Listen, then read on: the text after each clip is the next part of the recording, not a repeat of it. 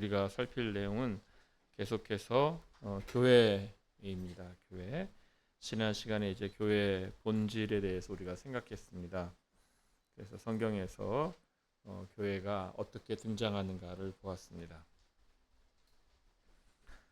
예수님께서 이제 마태복음 16장에 너희는 나를 누구라 하느냐 이렇게 했을 때 베드로가 주님 그리스도시요 살아계신 하나님의 아들입니다 이렇게 했을 때 주님께서 이 반석 위에 나의 교회를 세우겠다 했습니다. 그래서 그때 이제 나의 에클레시아를 세우겠다 하면서 이 에클레시아 나의 무리이죠. 나의 무리를 세우겠다, 나의 교회를 세우겠다 이렇게 하십니다. 이 교회에 대하여 이제 우리 교회가 어떻게 고백해 왔는가 하면 사도신경에서 고백할 때 이제 거룩한 공교회를 믿습니다 이렇게 고백을 합니다. 거룩한 공교회를 믿습니다. 그래서 거룩한 공교회, 그래서 하나의 거룩한 공교회라고 할 수 있는데요. 그래서 하나의 거룩한 공교회라 그래서 교회의 속성이라 해서 교회 속성이라 해서 이제 교회를 할 때 하나의, 그래서 교회 통일성, 거룩한 공교회니까 거룩성, 공교회, 여기서 공자가 이제 보편적입니다. 그래서 보편적인 교회다. 그래서 통일성, 거룩성, 보편성 이렇게 해서 이것을 교회의 속성이라 합니다. 그래서 교회가 가진 이 고유한 특성은 통일성, 하나됨이며 거룩성, 거룩함, 보편성입니다. 그래서 이 내용들을 우리가 보고 그 다음에 또 참된 교회 표지라고 있습니다. 그래서 교회가 여러 개 있지만 그러나 참된 교회의 표지가 있어서 우리로 하여금 이 교회 참됨을 열망하게 합니다. 그래서 이 참된 교회 표지를 우리가 또 생각해 보겠습니다. 먼저 교회의 통일성입니다. 교회의 통일성. 이제 통일성, 거룩성, 보편성 중에서 통일성인데요. 주님께서 그의 백성이 하나가 되기를 원하신다라고 하였습니다. 그런데 교회의 본질이 영적이고 내적이기 때문에 교회의 통일성에 대해서 우리가 생각할 때 교회는 그 본질이 영적이고 내적인 것이죠. 그렇기 때문에 이것을 어떤 외적인 형태, 외적인 조직으로 이해할 수가 없습니다. 그래서 우리가 교회라고 했을 때 이제 교회는 결국 이러한 고백이 있어야 되는 거죠. 주는 그리스도시요 살아계신 하나님의 아들입니다라는 고백이 있어야 되는데 그 고백은 인간 스스로가 만들어낼 수 없는 것이죠. 그래서 내 아버지께서, 하늘에 계신 내 아버지께서 알게 하신 것이다 이렇게 말씀하셨습니다. 이것은 바로 성령께서 우리 안에 역사하셨기 때문에 이 고백을 하는 것입니다. 그래서 교회는 이렇게 영적이다, 내적이다 하는 것은 바로 성령님께서 우리 안에 역사하시기 때문입니다.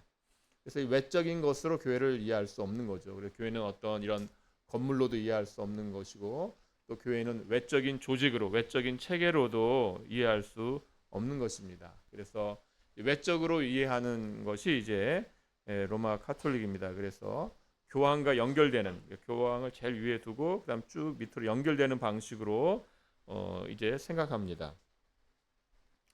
그러나 성경은 이 통일성이라 할 때 이 통일성은 내적이고 영적인 것, 이 통일성을 말합니다. 성령에 의하여 통치되는, 한 성령에 의하여 통치되는 것이죠. 그래서 한 성령께서 주신 믿음이기 때문에 하나의 믿음인 것이죠. 이런 통일성을 우리가 생각해야 하는 것입니다.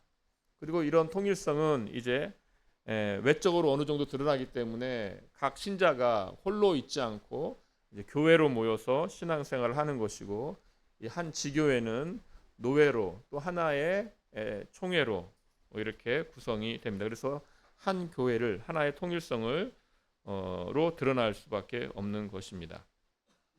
이 교회 통일성과 관련해서 이제 우리가 할 수 있는 다룰 수 있는 내용 중에 하나는 이 종교개혁자들이 받은 비판입니다. 이제 그런 거 많이 들어보셨을 겁니다.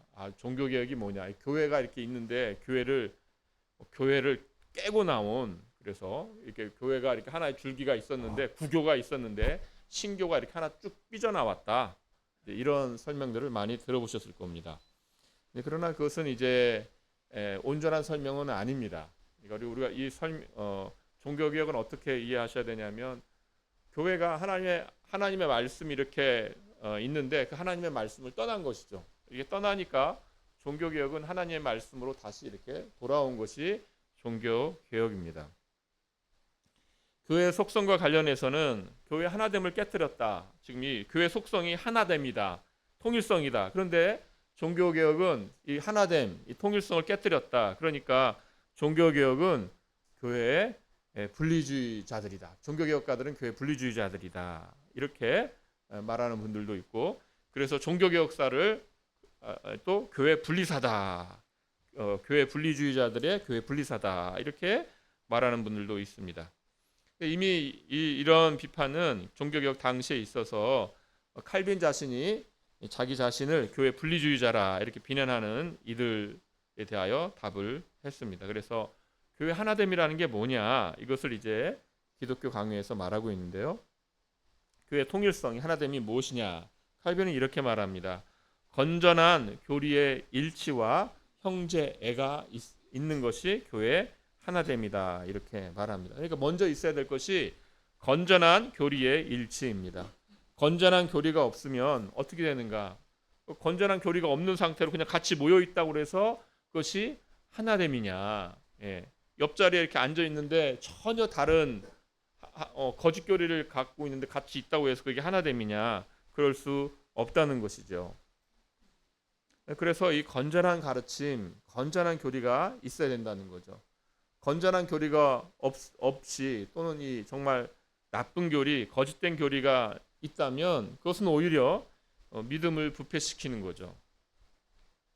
그래서 건전한 교리가 있어야 된다는 것이고, 두 번째로는 형제가 있어야 된다는 겁니다. 형제가 있어야 된다.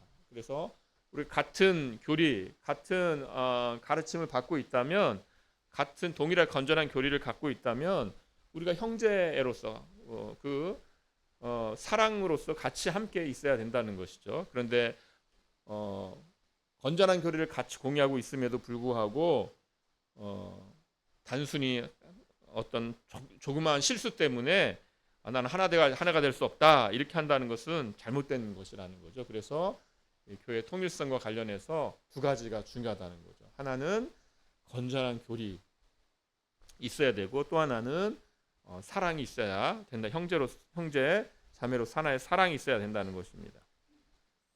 그래서 이 두 가지, 이 건전한 교리의 일치와 형제를 같이 묶어서 뭐라고 하냐면 믿음의 일치라 이렇게 말합니다. 그래서 교회의 일치, 교회 하나됨은 믿음의 일치에 달려 있는 것입니다.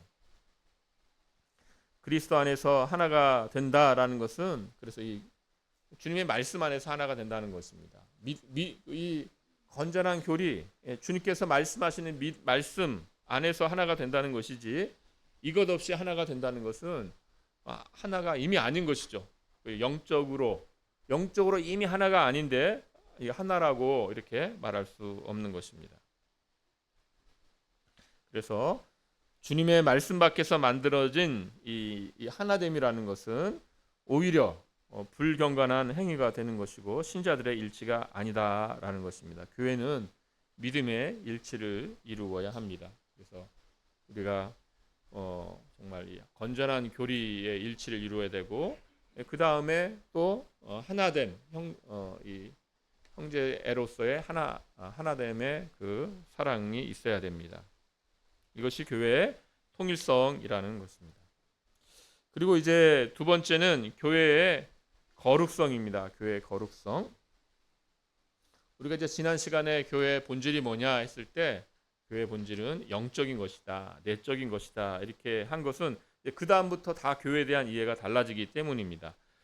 이 로마 가톨릭 교회는 교회 거룩성을 똑같이 이 외적으로 생각합니다. 외적 차원에서. 그래서 성령님에 의하여서 내적인 성화로서의 거룩성이 아니라 외적이고 의식적인 거룩. 그래서 이제 로마 가톨릭은 이제 그 외적인 모습들이 굉장히 이제 화려하고 어, 굉장히 강조하죠. 이 이제 성례, 성사, 거기선 성사라고 하는데 그것이 굉장히 크게 강조가 됩니다. 이런 의식적인 거죠. 그런 게 굉장히 강조가 됩니다. 또 이 거룩이라 할 때 이 거룩이 모든 신자에게 공유되지 않고 성인과 같은 특정한 사람들이 소유합니다. 그래서 이제 거룩은 이제 성인들, 그러니까 성인, 우리는 이제 우리가 이제 성도, 우리가 이제 성도님 이게 부르지 않습니까? 이 성도라는 호칭은 놀라운 신분인 것입니다. 놀라운 신분입니다. 그런데 이 신분을 로마 카톨릭에서는 이제 얼마 없습니다. 얼마 없습니다. 성인이라고 하는 건데 우리는 사실 이렇게 성인이라고 우리가 서로를 호칭하고 있는 것이죠. 성도이기 때문입니다.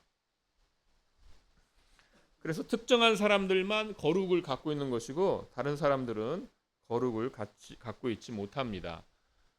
그래서 나온 것이 연옥이라는 이제 성경에는 없는데 연옥이라는 것이 만들어져 있습니다. 그래서 연옥은 어떤 곳이냐? 그러면 이제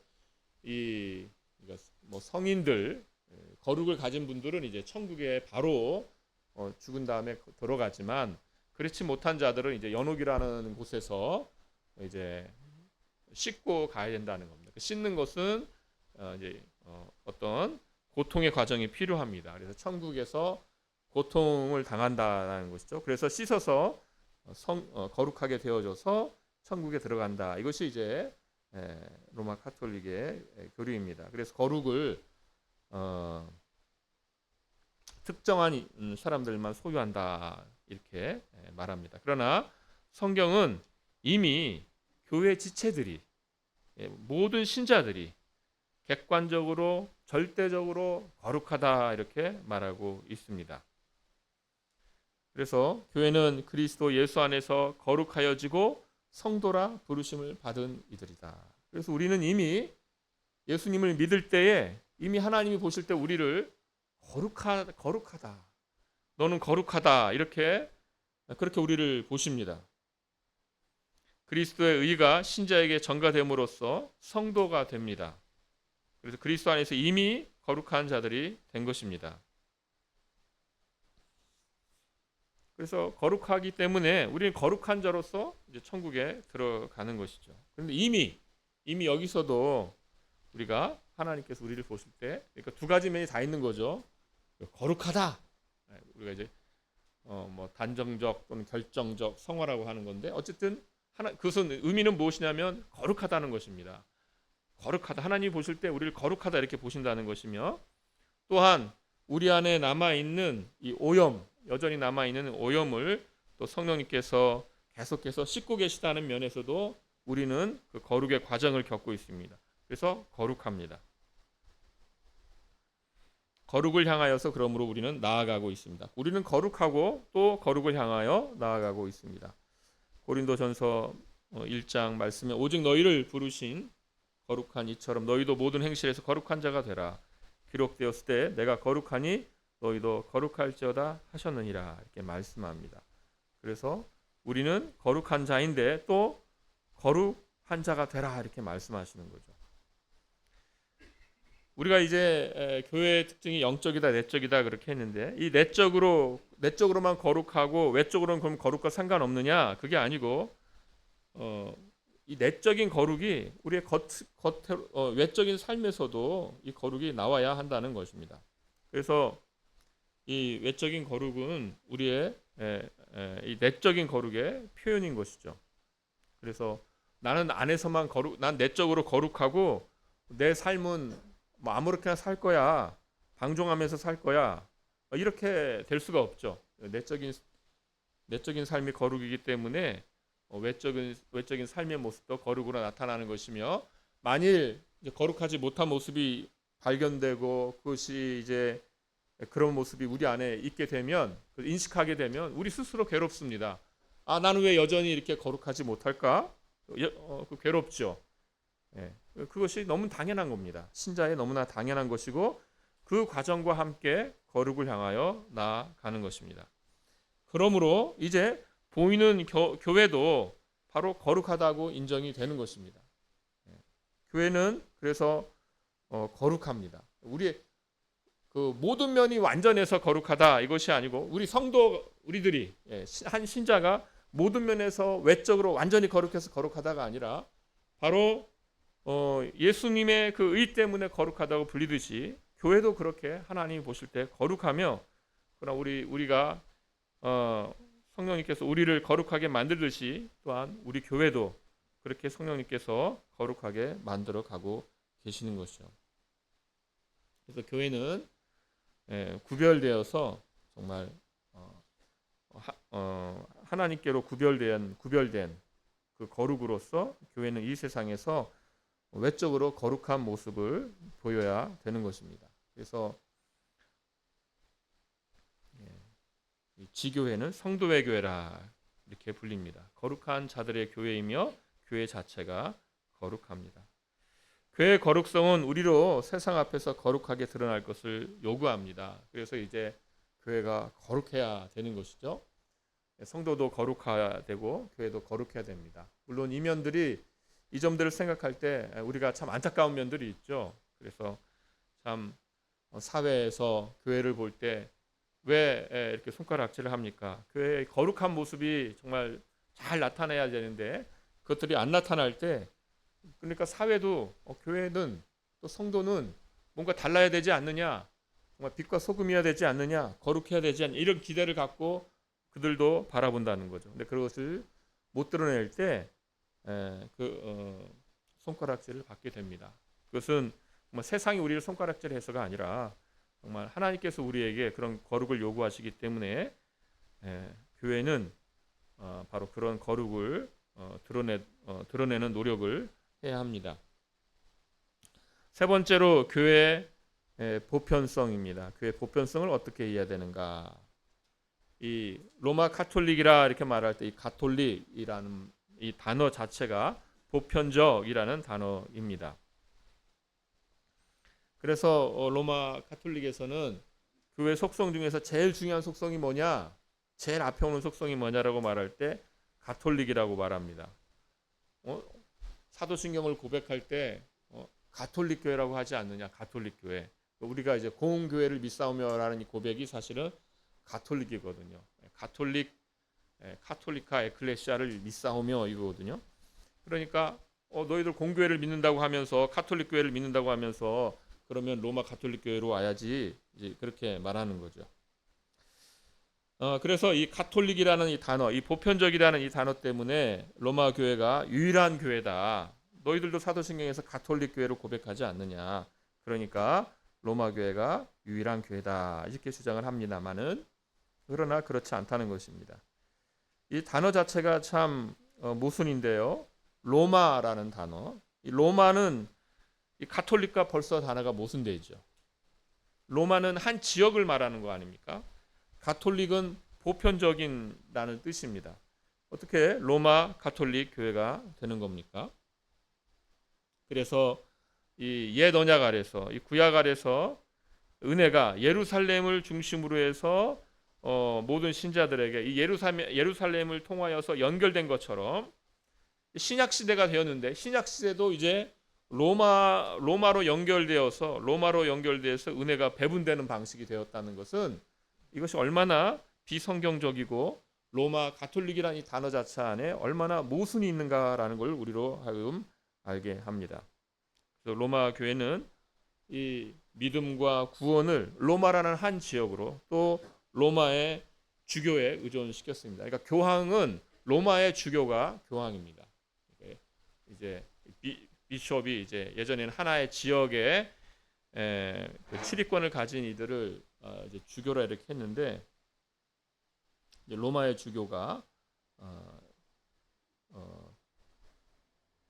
그 교회에 이제 출입권을 갖고 모든 은혜가 이제 교황으로부터 이제 배분돼서 나오는 방식이 됐는데 이것은 성경이 우리에게 가르치는 바가 아닙니다. 이것은 역사 가운데서 그렇게 된 거죠. 그러니까 로마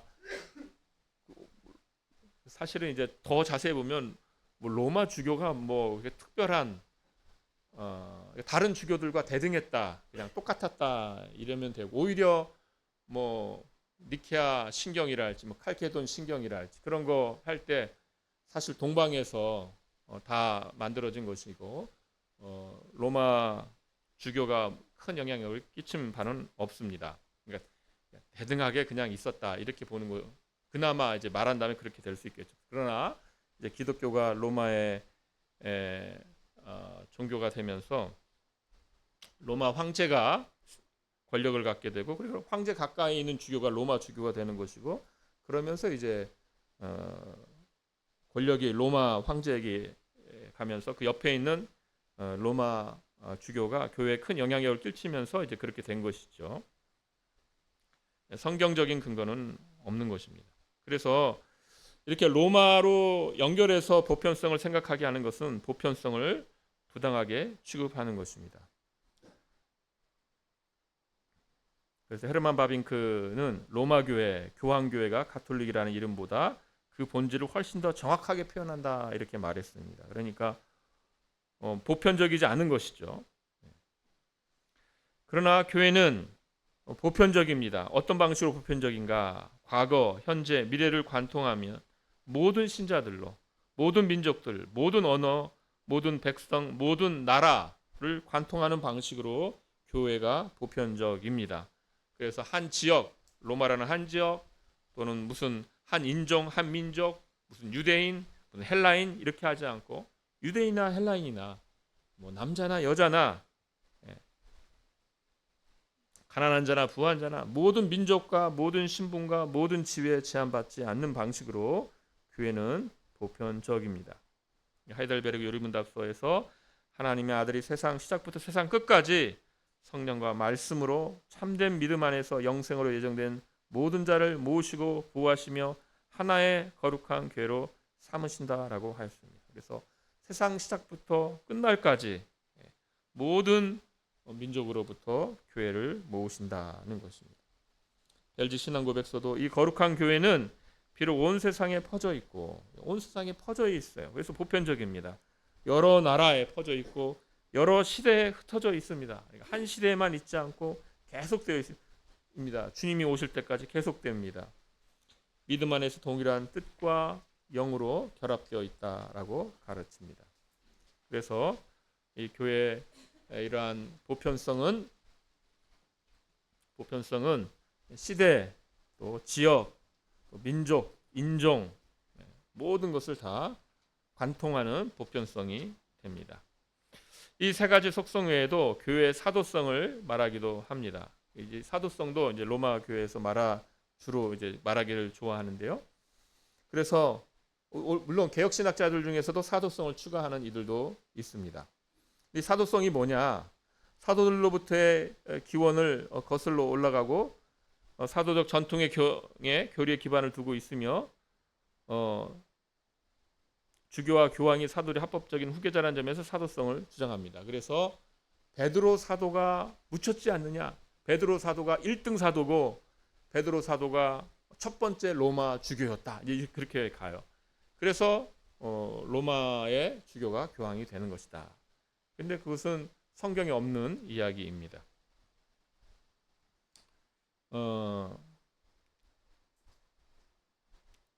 어쨌거나 그럴지라도 사도성이라는 것이 무엇냐를 우리가 생각해 본다면 사도성이라는 것은 뭐 로마라는 한 지역을 계승했다고 해서 사도성인가? 가장 중요한 건 예루살렘이 돼야겠죠.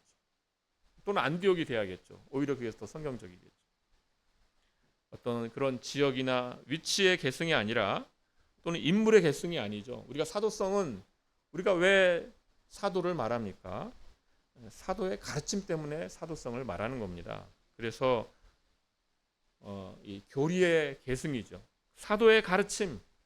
지금 이 신약 성경을 통하여서 사도들이 우리에게 전해주는 그 메시지를 그 가르침을 가지고 있느냐. 이것이 사도성을 판가름하는 기준이 되는 것이지 내가 누구의 제자이다 이게 아니죠.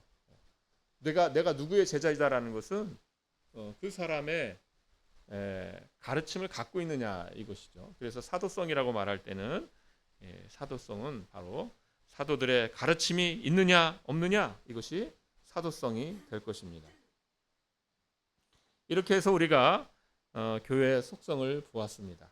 그 다음 우리가 다룰 내용은 교회의 표지입니다. 이 교회의 속성은, 이번에 교회 표지는 이랬는데 교회의 속성입니다. 교회의 속성은 참된 교회의 표지와 함께 고려되어야 합니다. 그러니까 속성들 이렇게 말했지 않습니까? 교회가 통일성이 있어야 되고, 교회가 거룩성이 있어야 되고, 교회가 시대와 지역과 민족과 신분을 다 관통하는 그러한 보편성이 있다라고 했는데, 이 내용들은 교회의 표지와 함께 고려되어야 합니다. 그러니까 교회의 표지와 고려된다는 것은, 교회의 표지는 말씀에 참된 선포가 있는가, 성례의 바른 시행이 있는가, 권징의 신실한 시행이 있는가, 이런 표지와 함께 교회의 통일성이 있고, 교회의 거룩성이 있고, 교회의 보편성이 있다는 것입니다. 참된 교회가 표지가 없는데, 표지가 없는 채로 교회의 무슨 통일성을 말하고, 교회의 무슨 거룩성을 말하고, 교회의 보편성을 말할 수 없다는 것이죠. 그래서 교회의 속성은 참된 교회의 표지와 함께 생각을 해야 합니다. 그러니까 우리가 교회의 통일성을 말할 때, 말씀에 참된 선포가 있고, 성례의 바른 실행이 있고, 권징의 신실한 시행이 있는 바로 그 통일성을 말하는 것입니다. 거룩성을 말해도 말씀에 참된 선포가 있고, 성례의 바른 실행이 있고, 권징의 신실한 시행이 있는 그 거룩성이며, 보편성, 교회가 정말 오고 오는 그 모든 교회에 말씀에 참된 선포가 있어야 되고, 성례의 바른 실행이 있어야 되고, 권징의 신실한 시행이 있는 그런 보편성이 있어야 된다라는 것이죠. 자, 우리가 이 참된 교회의 표지를 함께 보겠습니다. 첫 번째, 말씀의 참된 선포입니다. 그들이 사도의 가르침을 받아 서로 교제하고 떡을 떼며 오로지 기도하기를 힘쓰니라고 하였습니다. 그래서 사도의 가르침을 받았다는 것이죠. 말씀이 있는 것이 첫 번입니다. 말씀이 있고, 그 다음에 교제가 있고, 떡을 떼고 기도하는 것이 있는 것이죠. 말씀 있고, 그 다음 모든 교회 활동이 있는 겁니다. 말씀 있고 교회 모든 활동이 있는 것이지, 말씀이 없고 다른 여러 가지 교회 활동이 있다, 성경은 그렇게 말씀하지 않습니다. 말씀이 있고, 그리고 교회에 다른 활동들이 있다는 것이죠. 이것이 첫 번째 표지입니다. 루이스 볼코프는 이렇게 말합니다. 엄격히 말하면 말씀을 참되게 선포하고 그것을 교리와 삶의 표준으로 인식하는 것이 교회의 유일한 표지이다, 이렇게 말합니다. 그러니까 사실은 우리가 지금 세 가지를 말했지만, 말씀의 참된 선포, 성례의 바른 실행, 권징의 신실한 시행, 이렇게 세 가지를 말했지만, 사실은 더 엄밀하게 말하면 단 하나의 표지만 말할 수 있다는 거죠. 그 단 하나의 표지가 뭐냐? 말씀의 참된 선포라는 것입니다. 왜냐? 성례의 바른 실행, 권징의 신실한 시행은 다 뒤따라오는 거라는 거죠.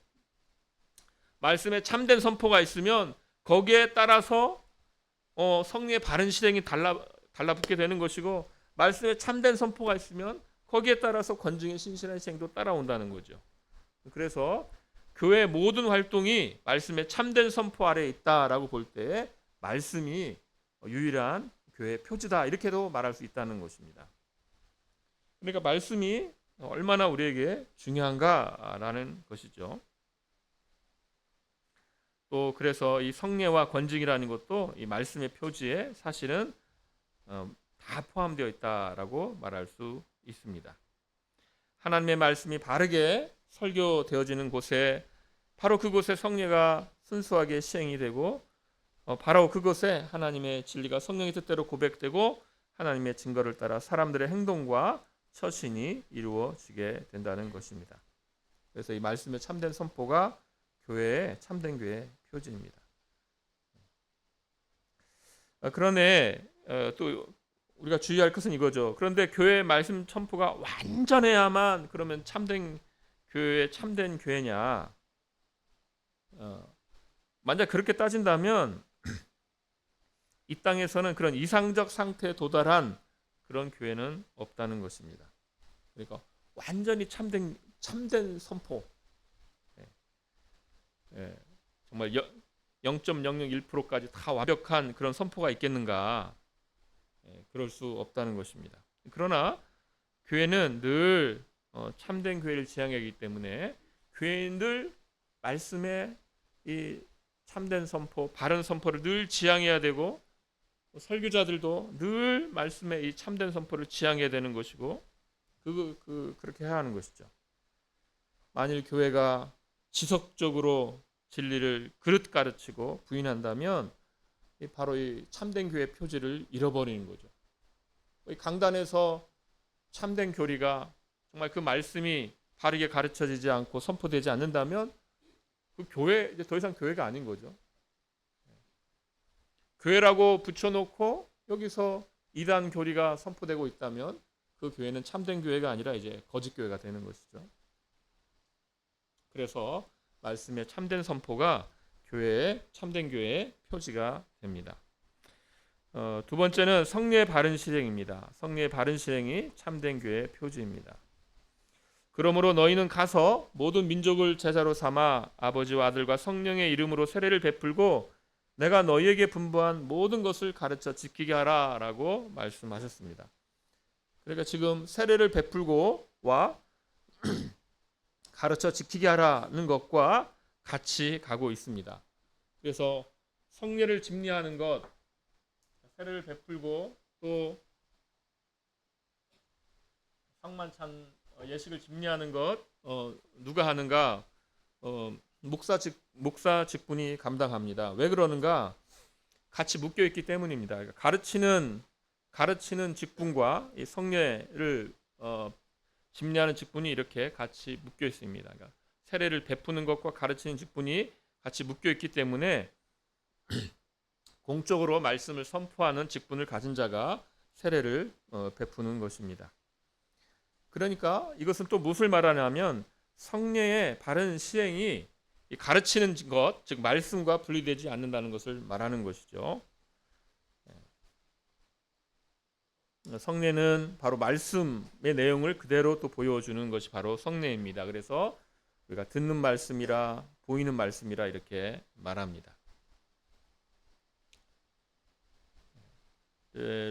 로마 가톨릭 교회에서는 성례에 어떤 마치 마술적 효과를 부여하고 필요할 경우에 산파도 세례를 베풀도록 했는데 이것은 성례의 바른 양식을 떠난 것입니다. 이거 왜 이렇게 되는 겁니까?